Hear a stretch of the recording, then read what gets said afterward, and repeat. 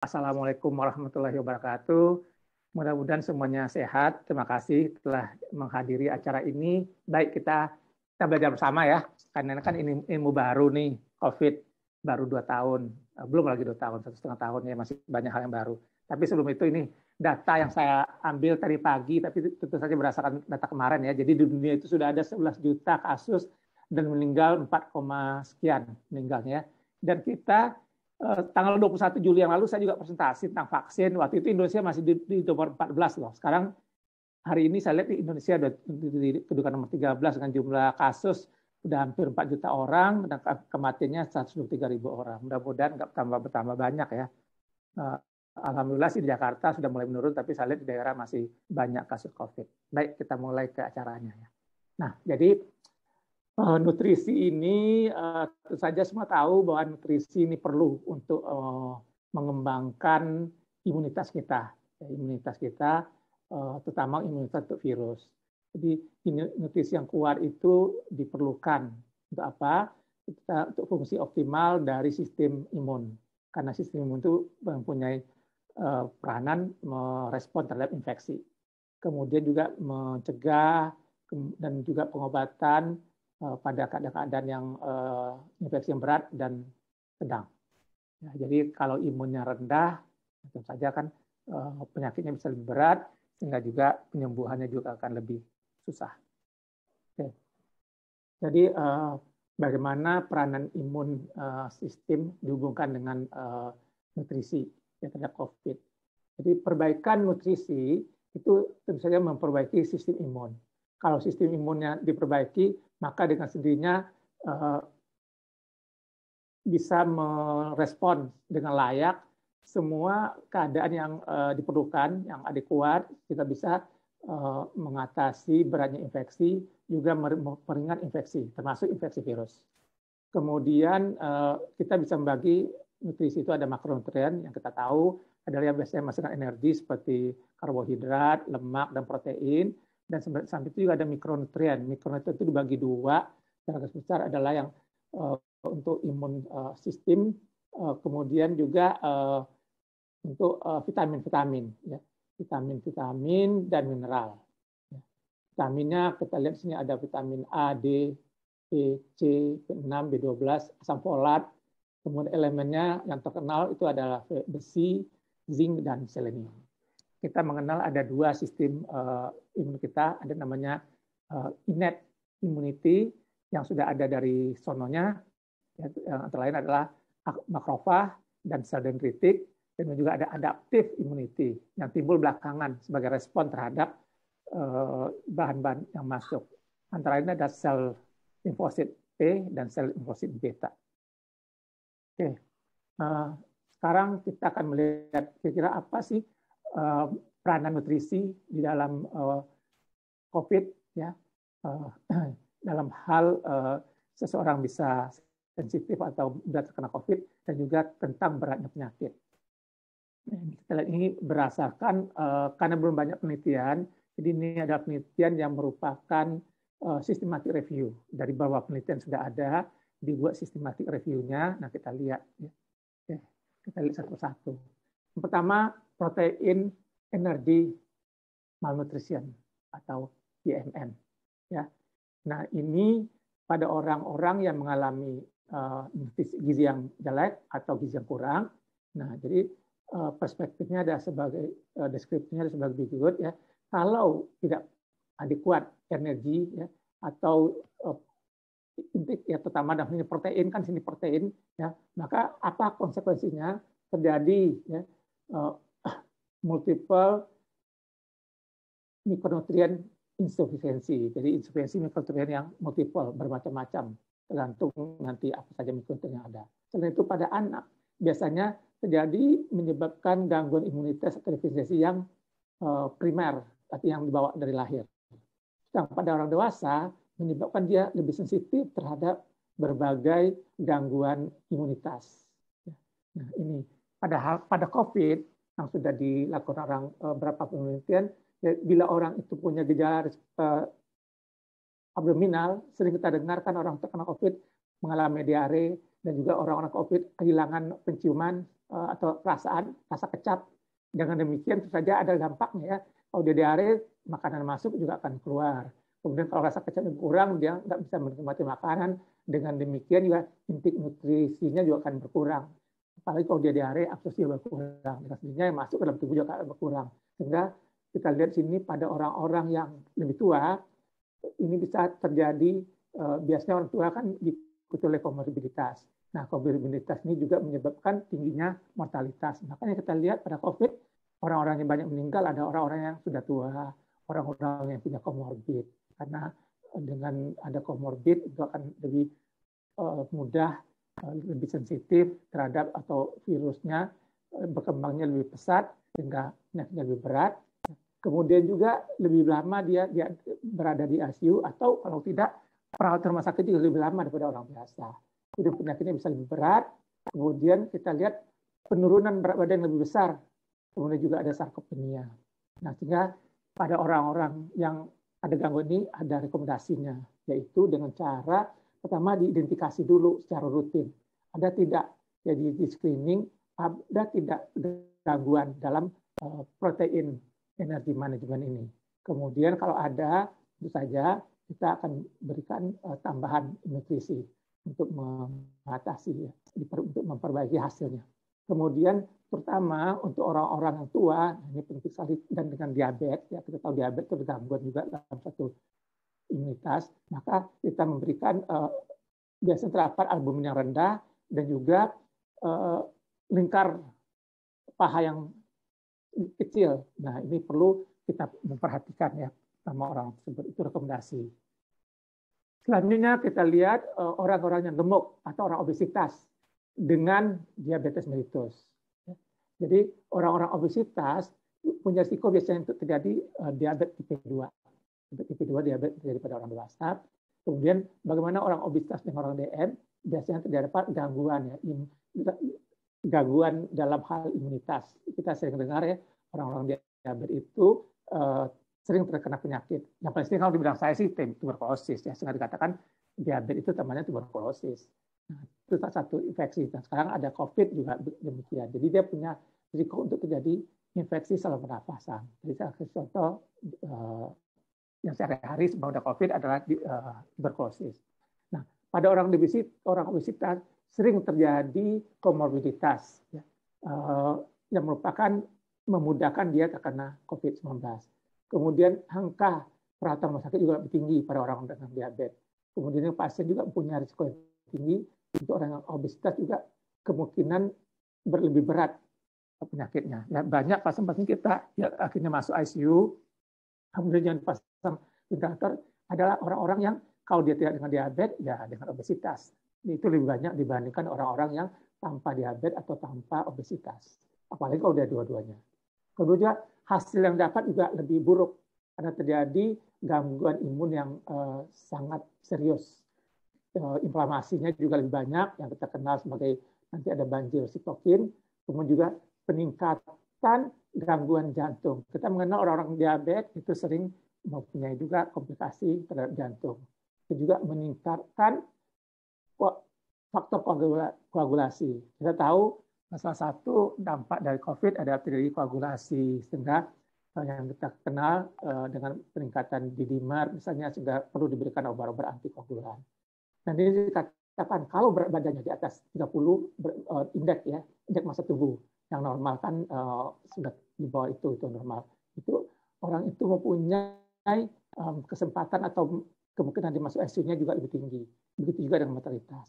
Kalau lebih dari 35, maka orang-orang ini mempunyai dampak untuk terjadinya pemakaian mekanikal ventilasi mekanis dan juga terjadi atau diintubasi, terutama pada orang-orang yang pasien-pasien juga peningkatan angka kematian. Ya. Nah, kalau BMI-nya berat badan indeks berat badan ini lebih dari 40, maka pada anak-anak dan pada dewasa terutama ini juga dewasa muda meningkatkan kematian. Jadi kalau kita lihat orang-orang muda yang meninggal itu biasanya dengan berat badan yang lebih tinggi ya. baru-baru ini kita di persahabatan ada 2 orang, ya dokter kita masih muda, ya masih 40, meninggal ya kan, salah satu karena berat badannya atau obesitas. Kemudian kita lanjutkan, ya, bagaimana dengan orang-orang dengan berat berlebih dan obesitas juga dengan DM ini meningkatkan sensitif terhadap infeksi itu saja. Kemudian juga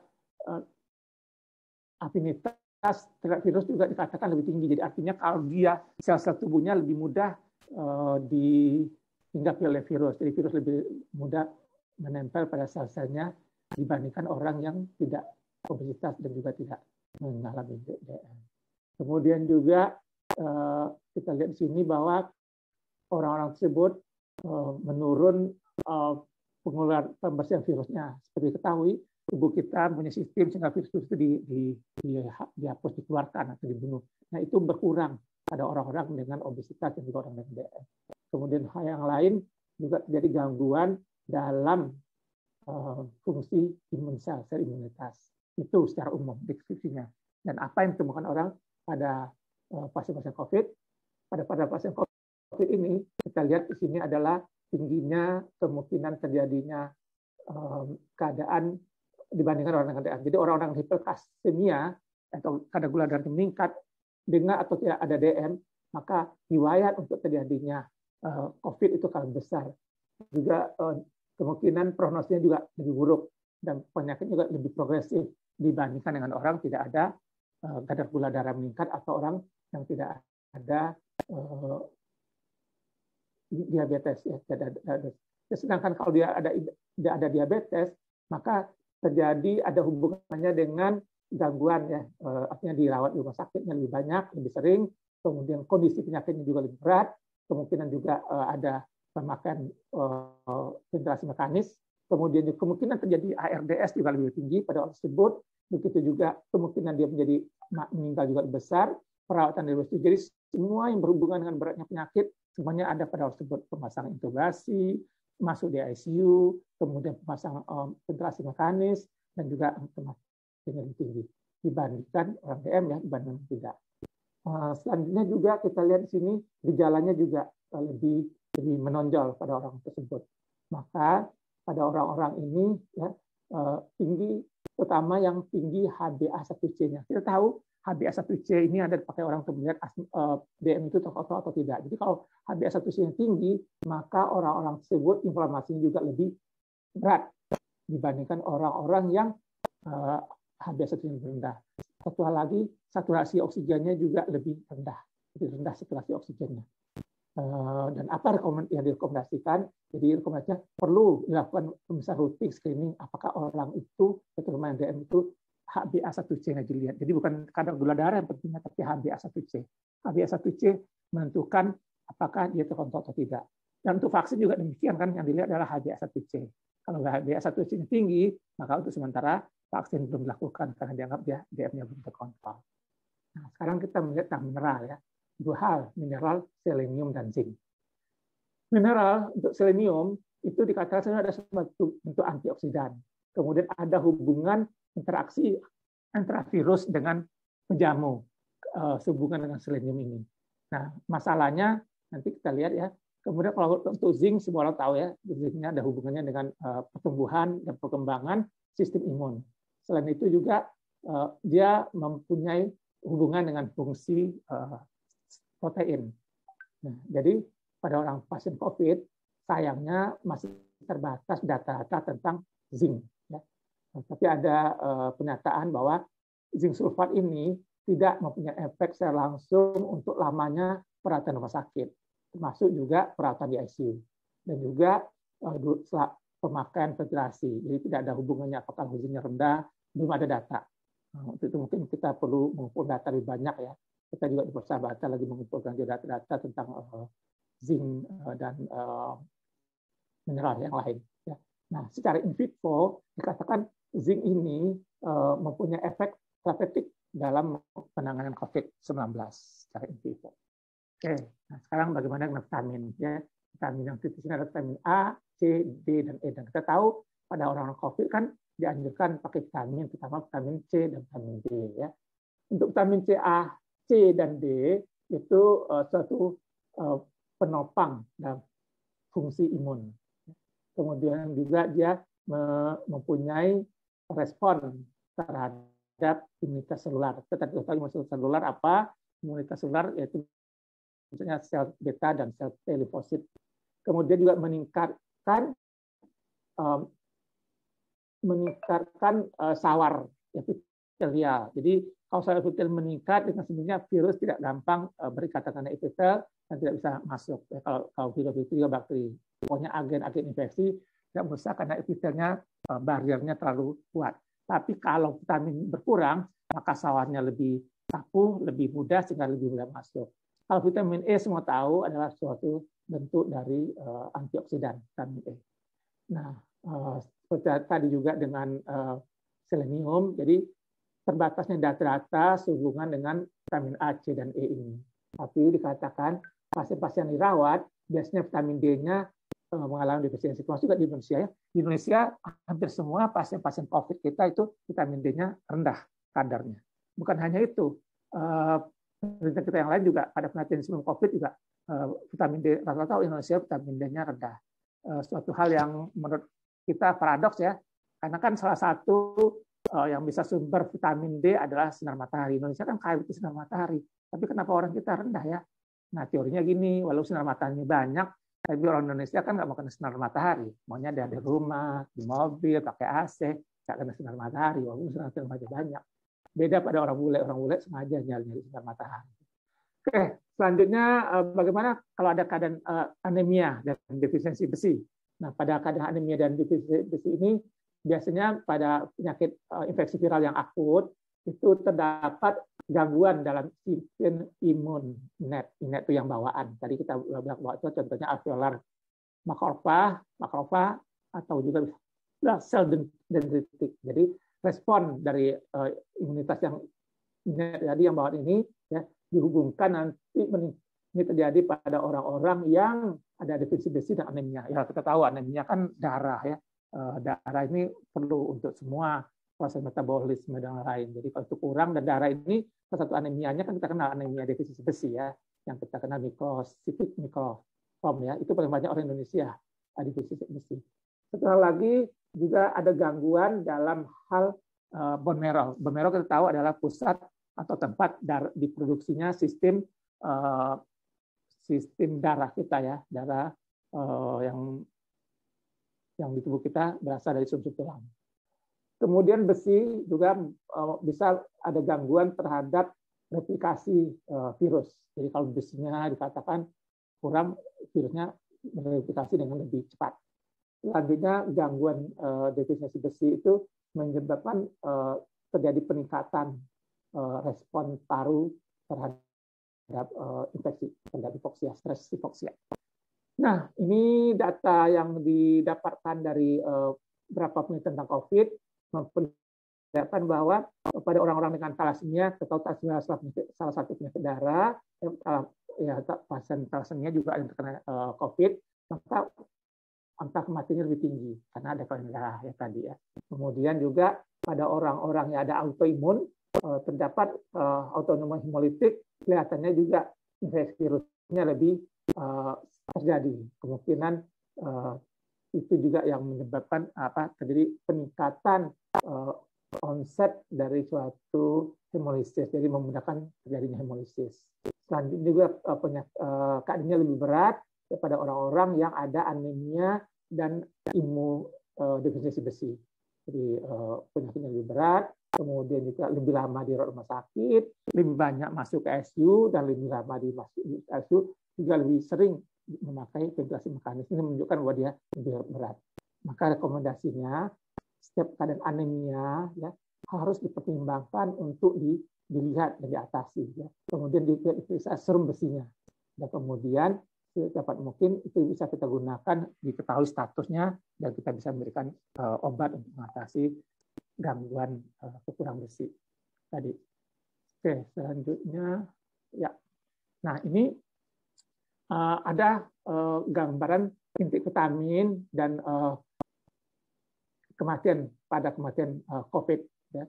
Jadi di sini dikatakan pada negara-negara yang secara umum lebih baik intiknya ya negara-negara di negara-negara maju di barat atau misalnya Jepang atau di Indonesia di Asia Tenggara ini mungkin Singapura ya negara yang terdapat COVID lebih tinggi, maka kita lihat sini ya maka intik vitaminnya tentu juga lebih baik.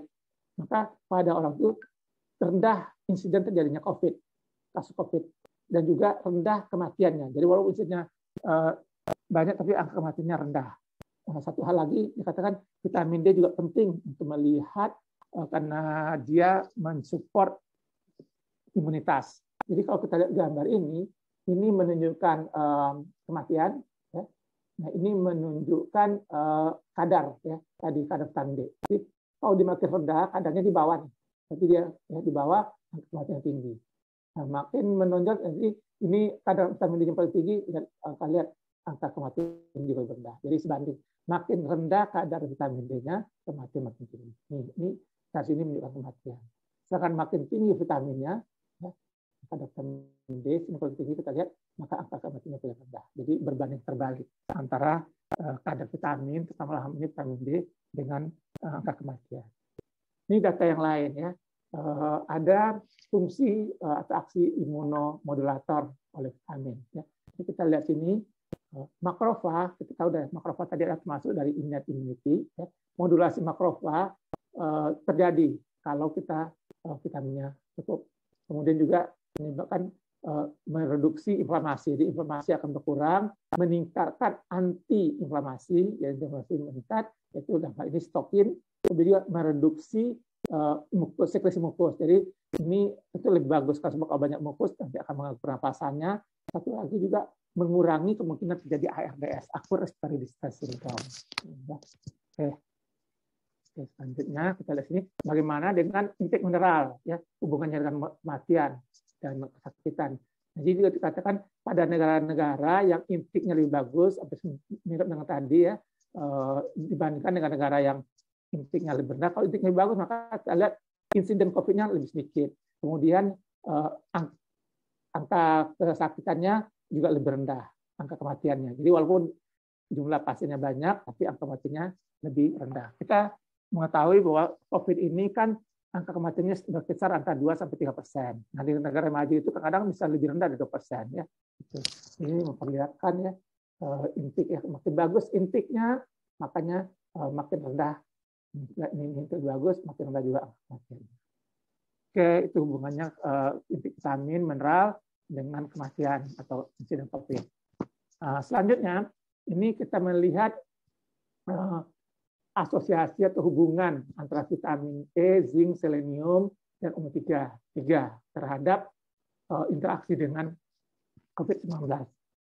Dikatakan dia akan vitamin tadi E, zinc, dan selenium, omega 3, dia akan meningkatkan modulasi sitokin. Ya. Kemudian juga akan mengurangi inflamasi. Jika inflamasi berkurang, tentu saja akan gejalanya juga akan lebih rendah. Hal yang lain tak penting, dia meningkatkan sitokin antiinflamasi dan juga memediasi antiinflamasi. Kemudian natural killer dan T-cell defense-nya juga lebih baik. Satu lagi juga dia menghambat replikasi virus. Kita tahu virus itu kan di tubuh kita bereplikasi, artinya membawa diri dengan banyaknya. Jadi kalau itu dihambat, jumlahnya tidak banyak, dengan sendirinya dia akan lebih sedikit jumlahnya. Kalau dia lebih sedikit, maka saja dia akan memberikan gejala yang lebih ringan dan juga inflamasi yang lebih ringan. Nah, selanjutnya bagaimana dengan vitamin C sebagai zat adjunktif tambahan ya untuk pengobatan COVID. Nah, kita tahu pada pasien-pasien yang dirawat di rumah sakit kita berikan vitamin C. Ya. Pada pasien COVID yang 19 yang berat kita melihat bahwa terdapat peningkatan level dari IL-6 ya. IL-6 ya kita tahu kalau IL-6-nya banyak ya itu menyebabkan gejalanya lebih berat sehingga kita punya obat anti terhadap IL-6 ya. Itu endothelin 1. Yang jadi dengan diberikan dosis tinggi vitamin C maka dia akan mengurangi atau mengurangi IL-6 ya, dan endothelin 1. Ya, seperti diketahui ya kalau kadar pada pasien-pasien yang dirawat atau pasien-pasien COVID yang berat, pasien-pasien ICU biasanya interleukin 6-nya tinggi. ya, tinggi. Nah, maka kita berikan ya obat yang sempat hilang ya, yang harganya mahal ya, masih ingat ada Actemra ya, Tocilizumab, itu antara lain obat untuk anti IL-6. Itu hubungannya. Jadi berikan vitamin C dosis tinggi. Oke, nah jadi kita lihat nih apa hubungannya COVID-19 ini terhadap sensitifnya yang dihubungkan dengan nutrisi dan faktor-faktor dan imunitas.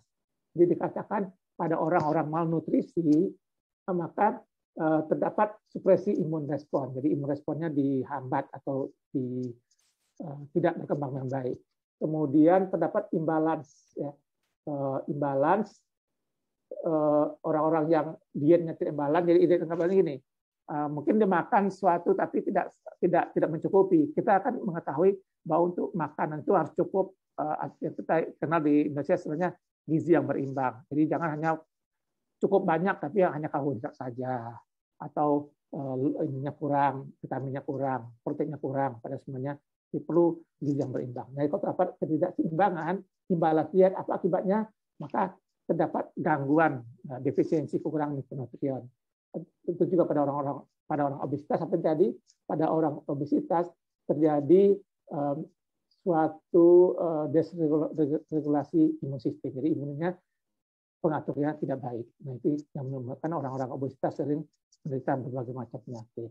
Nah, pada orang yang malnutrisi terdapat diet yang tidak imbalance, ya. Kemudian pada orang obesitas, ya, baik orang malnutrisi, orang dietnya tidak seimbang, kemudian orang obesitas akan terjadi gangguan dalam sistem imun responnya.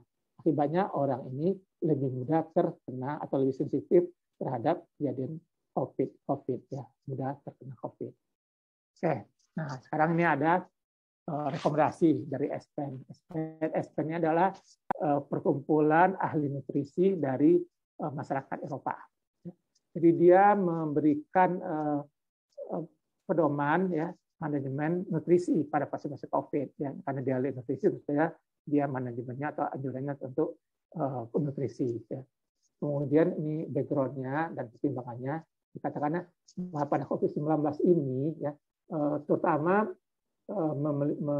melibatkan saluran nafas ya, walaupun kita mengetahui juga pasien COVID itu gejalanya bukan hanya saluran nafas, juga di saluran cerna, juga bisa juga di bulan THC, kita kenal dengan anosmi dan sebagainya ya, bisa juga organ-organ yang lain ya, seperti ini kita lihat, dan bisa menyebabkan keadaan fatal. Kemudian penyakit komplikasi respirasi yang akut itu tidak saja membutuhkan kelompok yang dirawat di ICU, ya, lebih lama tinggal di ICU dengan menyebabkan penyebab kasus terbanyak terjadinya kesakitan dan kematian.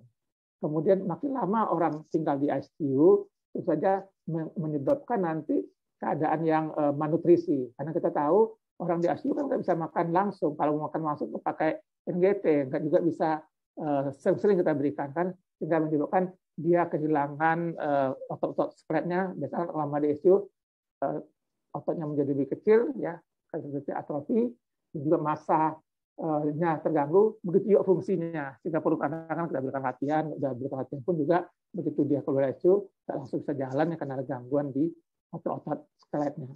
Kemudian ini nanti menyebabkan terjadi keadaan kualitas hidupnya yang berkurang, jalan.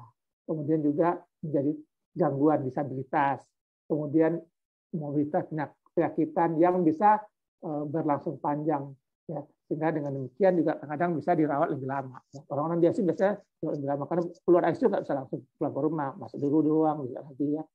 Morbiditas ya pada orang-orang dengan penyakit seperti diabetes, penyakit kardiovaskular, maka kita lihat sini orangnya biasanya pada orang lebih tua, karena lebih tua lebih sering mungkin terjadinya diabetes juga gangguan pada jantung. Dan umumnya dihubungkan dengan tingginya risiko untuk terjadi malnutrisi, gangguan pencernaan, gangguan gizi, dan juga menyebabkan suatu hasil yang kurang baik. Kalau gizinya kurang kan tadi sudah tahu gizi gunanya untuk meningkatkan imunitas. Gizinya kurang, imunitasnya nggak baik, dengan sendirinya infeksi nggak bisa diatasi dengan baik, ataupun diatasi lebih lama. Selanjutnya inflamasi juga terjadi inflamasi dan menyebabkan perkembangan COVID-19 ini berkontribusi untuk terjadinya malnutrisi dan kondisi ya. Karena kita tahu kalau ada inflamasi, biasanya orang ada gangguan dengan segala gejalanya, makanya nggak mau makan, nafsu makannya berkurang, ya ini punya dampak untuk terjadinya malnutrisi. Nah, ini ada berapa rekomendasi dari ada 10 rekomendasinya. Satu, mencegah dan mengobati malnutrisi. Jadi malnutrisi mungkin dicegah dan diobati ya, pada individu yang punya risiko ya, untuk terinfeksi COVID seperti tadi. Supaya punya risiko untuk terinfeksi tadi ya, orang dengan malnutrisi, orang dengan obesitas, orang dengan penyakit komorbid. 2, penanganan nutrisi di ICU, kemudian juga pada pasien-pasien terinfeksi oleh COVID. Nah, ini juga harus diperhatikan. Oke. Nah, ini ada suatu keadaan, ya, kita lihat ini fenotip ya, pada pasien-pasien yang weight-nya turun, ya, berat badannya turun, kemudian indeks massa tubuhnya rendah. Nah, ini mengakibatkan berkurangnya otot-otot ya, loss otot-ototnya berkurang, seperti tadi katakan ototnya lebih lemah, menjadi lebih kecil. Kemudian penyebabnya adalah berkurangnya intake makanan, apapun penyebabnya. Kemudian juga terjadi inflamasi yang lebih berat yang terjadi. Jadi kita lihat di sini ada gangguan laktat, kemudian juga penyakit kronik, ya itu banyak diabetes, misalnya hipertensi, kemudian juga pada paru, POK misalnya. Nah, apa akibatnya? Ya, orang-orang yang dengan malnutrisi paling kurang dengan satu fenotip ya, dan satu etiologi, apa terjadi? Maka penyakitnya lebih berat dan berdasarkan fenotipnya tersebut. Nah, ini yang harus diperhatikan. Maka oleh sebab itu perlu dilakukan screening untuk melihat ada tidak gangguan. Satu, ada tidak komorbidnya untuk lebih mengetahui, ada tidak gangguan nutrisinya. Ya, itu yang harus diperhatikan. Kemudian, ya, individu yang punya risiko untuk terinfeksi COVID, ya, yaitu orang-orang dengan ini anjuran nutrisinya ya, anjuran nutrisinya sini dikatakan orang-orang yang nutrisi ya, sebaiknya dioptimalkan nutrisinya. Status nutrisinya dioptimalkan dengan berbagai cara ya. Untuk organ tersebut, maka diperhatikan bagaimana kita memberikan ya, dilihat kalau dia under nutrisi, bagaimana kita meningkatkannya. Begitu juga pada orang overnutrisi. Jadi gangguan nutrisi itu bukan hanya under ya, orang overnutrisi, orang obesitas juga overnutrisi itu juga tidak baik ya, karena memudahkan juga karena ada gangguan sistem, memudahkan juga terkena infeksi. Jadi untuk orang tersebut ya harus diberikan, disesuaikan statusnya. Ya. Dilihat bagaimana dia bisa menerima dengan baik yang diberikan ya. Sehingga dengan mudah kalau orang obesitas tidak meningkatkan risiko untuk terjadinya merawat rumah sakit dan meningkat mortalitas ya. Jadi jangan sampai juga kita memberikan pengobatan sehingga dia malah melebihi menjadi obesitas, karena obesitasnya punya risiko untuk dirawat rumah sakit yang lebih lama dan juga untuk meningkatkan angka kematian. Ya. Kemudian untuk energi, nah tadi kan kita melihat energi itu biasanya dapat dari makroprotein, yaitu antara lain protein, lemak, dan karbohidrat. Ya. Ini juga harus diperhatikan, harus diformulasi dengan baik, ya, sehingga dia bisa proteinnya cukup. Ya. Protein untuk orang-orang yang lebih tua, ya, harus misalnya dosisnya 1 gram per kilogram berat badan per hari. Jadi kalau berat badannya 50 kg, ya 50 gram per hari. Ya. Kemudian yang lain juga harus ada kontraindikasi, ya. Harus dikomunikasikan dengan pasien demikian rupa dengan supaya tidak dia bisa, kan kadang orang kan dikasih makan suruh makan terlalu banyak nggak bisa, jadi harus dicari apa yang bisa, yang dia bisa makan ya supaya dia bisa mendapatkan. Kalau tidak nanti kalau kita berikan cukup protein, nah, konsekuensinya dia akan memperbaiki berat badan yang turun tadi, juga mengurangi kemungkinan komplikasi, juga mengurangi kemungkinan dirawat rumah sakit, juga mengurangi kemungkinan gangguan dalam hal gangguan nutrisi. Selanjutnya nutrisi ini bisa diberikan secara oral, ya, bisa suplemen oral kita bisa berikan. Nanti mungkin penjelasannya akan memberikan contoh apa nutrisi oral yang bisa kita berikan. Nah, itu bila mungkin, jadi paling baik itu kita berikan nutrisi oral. Kenapa oral? Karena kita tahu secara fisiologis kan makanan itu dimasuk dalam tubuh, diserap.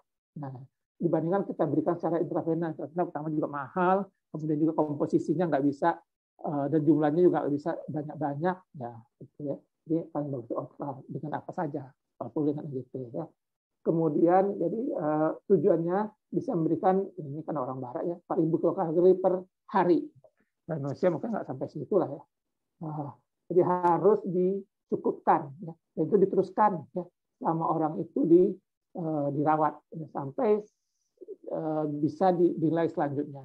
Jadi kalau kita berikan nutrisi oral, diberikan, nanti kita lihat, nanti disesuaikan. Terutama untuk orang-orang yang dirawat. Jadi dikatakan tadi, orang-orang dirawat itu kadang nafsu makan berkurang, apalagi ada gejala-gejala sesak nafas dan lain sebagainya. Jadi support nutrisi ini tergantung dari berbagai hal ya, tergantung dari support respiratory yang kita berikan di ICU, misalnya kepada pasien ICU. Nah, ini dikatakan di sini petunjuknya adalah untuk orang-orang yang tidak diintubasi pasien, maka harus diberikan ya, mencapai keadaan oral ya. Jadi oral, nutrisi oral suplemen diberikan. Kemudian dipertimbangkan ya, sudah sedemikian rupa harus dipertimbangkan, dipilih makan makanan pemberiannya yang mengandung energi, protein ya, secara oral. Kemudian juga kalau perlu diberikan secara enteral, tapi enteral seperti kita katakan tadi ada kendalanya. Pertama mahal, kedua juga kadang tidak mencukupi, tidak semua nutrisi itu bisa diberikan secara parenteral, ada hal tertentu.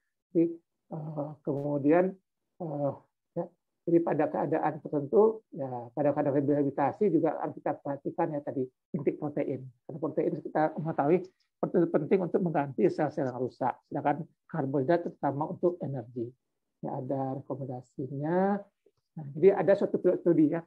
Jadi di masa COVID ini ada orang sudah mencoba suatu pilot studi untuk melihat bagaimana pada pasien-pasien yang mengalami perbaikan recovery ya, sesudah COVID. Jadi ini suatu approach, suatu nutrisi, suplemen nutrisi ya, pada orang-orang tersebut yang diberikan adalah esensial asam amino atau EAA, kemudian juga diberikan HMB.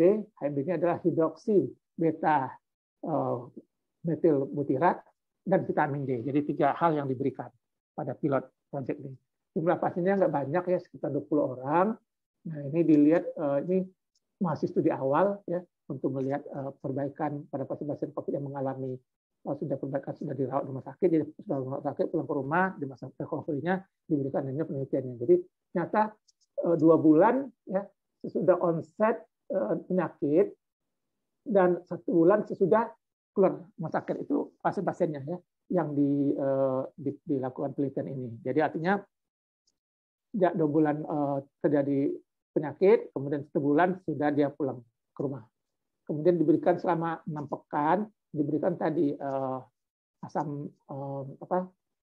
oral nutrisi tadi ya. Kemudian secara dilihat ada tidak gangguan, good compliance. Jadi dia seharusnya mengikuti program yang diberikan. Jadi kemudian juga dilihat ada tidak efek samping atau kadang-kadang diinginkan, itu dilaporkan. Kemudian makanan yang oral tadi diberikan untuk energi yang dibutuhkan, untuk energi tadi sudah kita tahu ya, yaitu makronutrien.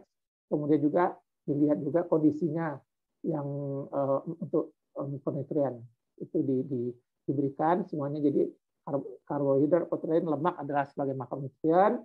Kemudian juga diberikan untuk mikronutrien tadi lihat tadi ya, HMB, hidroksi metil butirat, kemudian juga vitamin D, kemudian di sini juga ada isoleucin, ini yang asam amino, dan juga diberikan zinc. Ya. Nah, kemudian ini pasien-pasien itu dilihat gejala-gejalanya ya, ada gejala sesak nafas, gejala respirasi yang lain.